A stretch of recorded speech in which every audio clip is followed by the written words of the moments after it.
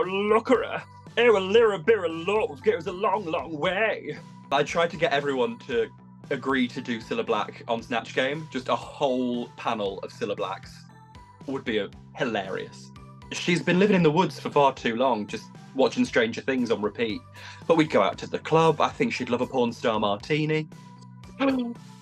Hello, it's me, Kate Butch, and I'm getting up close with Cosmo UK.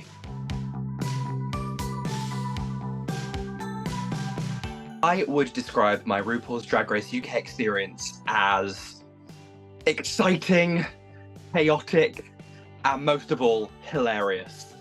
Wouldn't change anything about my final challenge. I am so glad that we got to talk about the importance of chosen family on the main stage of RuPaul's Drag Race, and I felt fab. Zan was amazing to work with.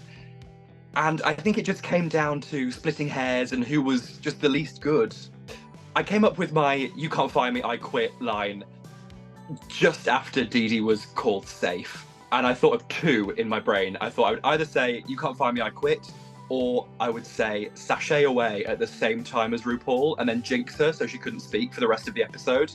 But I went with quitting and I loved it. I thought leave them with one last joke. I had so many roast jokes locked and loaded, ready to go from day one. I mean, we saw the reading challenge, went very nicely for me, and it was just an extension of that. It's so easy to read these queens. There's so much wrong with them. This one's a little bit saucy, but my favourite joke that I wrote was, Dee Delicious, I always say you are where you come from, and you are one massive Kent. I was thrilled with so many of my critiques. The judges were so kind to me. RuPaul told me that I should have a chat show. Alan Carr said that me and Ginger should be a double act on stage in sitcoms and sketches. And it was just so fulfilling and lovely that the judges understood what I was doing and what I was trying to get at with my performances. I mean, they didn't love the runways, but that was the only thing that I had negative critiques about, and that's very fixable. The biggest surprise to me when I got to filming Drag Race was that the background in the little talking head interview confessional bit, the background is actually there in the room. I thought it was a big green screen and a whole hoax and a con, but no, the background is genuinely there. It's life-changing. I had to have a little sit down and a moment to think about it all the first day that I got there. I really would have loved to see Banksy continue in the competition.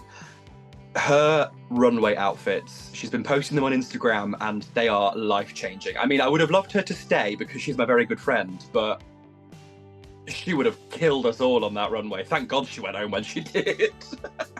My favourite runway was my black and white nightwear look, where I fell over dead with a knife sticking out of my back. I lay there for a lot longer than was shown on the TV. I was there for, it felt like 3 or 4 minutes, just waiting there, and I thought, I'm gonna stick it out because they're looking for nerve, and whenever they stop laughing, I will get up.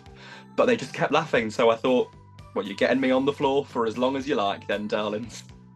The most challenging part of filming was the long days. It's a very long day. You film your interviews, you go in the workroom, you do the runway. And I'm a morning person, but I'm not a night person. I love doing shows that are afternoons, old people's homes, bingo, all of that. I'm not one of these little club twinks that can stay out till 4 a.m. So the long days were a bit of a challenge, but it's stamina. You've got to do it. It's a marathon, not a sprint. It's the bleep test, really. If I were to take Kate Bush on a night out, firstly, I'd have to get in contact with her through some kind of smoke signals or pigeons or like a Ouija board. I don't think she's got a phone. But I would take her out on the town, the absolute tiles. She's been living in the woods for far too long, just watching Stranger Things on repeat. But we'd go out to the club. I think she'd love a porn star martini. And we'd just have a camp old time, and I'd get her up doing karaoke, singing a couple of songs. Imagine her doing like a rock anthem. I'd love to see it. She should do a rock album.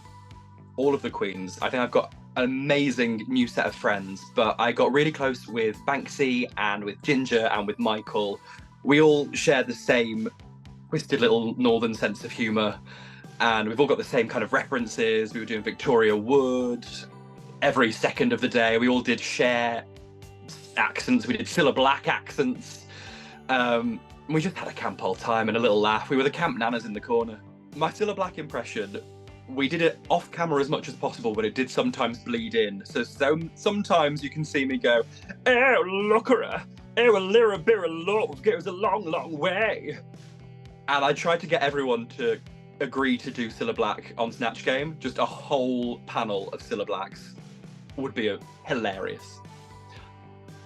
My favourite moment of the whole season was doing the Rusical. That is exactly what I love to do.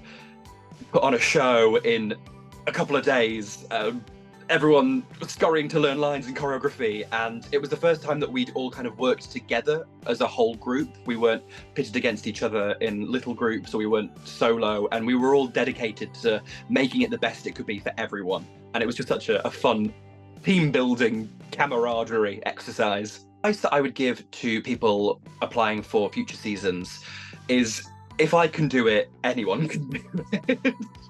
I am a silly little drag idiot with no fashion sense, but a little bit of a sense of humour. And I think that is especially what Drag Race UK is best at. People with personality, with charisma, with humour. And I think that people shouldn't let their drag, or what they perceive should be their drag, get in the way. I didn't think of myself as a Drag Race drag queen, and hopefully people will see me and think whatever drag they do, whether it's drag queen, drag king, drag thing, drag in between, that they deserve to be on Drag Race and to have a spot, and hopefully apply, because if this idiot can do it, any drag performer can do it. If the cards aligned and the Drag Race gods allowed, I would love to go back. Maybe not right away. Let me get my makeup perfect, get some money to spend on outfits, but I'd love to do those challenges again. I've got another Snatch Game idea. I've got plans in motion. And now that I know a lot more designers, hopefully the runways won't be the only obstacle. Next for me is so many different things. I can't wait to take the world by storm and use it as my oyster, if that's even the phrase. I've just recorded a cover of Kate Bush's This Woman's Work, which is available now on all streaming platforms. My podcast, Queers Gone By, has gone from strength to strength, and we're going to take that to the next level as well. I'm going to be on the West End with Michael Maruli at Christmas time, and I'd love to go all around the country, spreading my silly little nonsense, doing stupid bits, meeting all the lovely people who support me on this journey, and just having a camp all time. Have a gorgeous rest of your day. Ta-ra!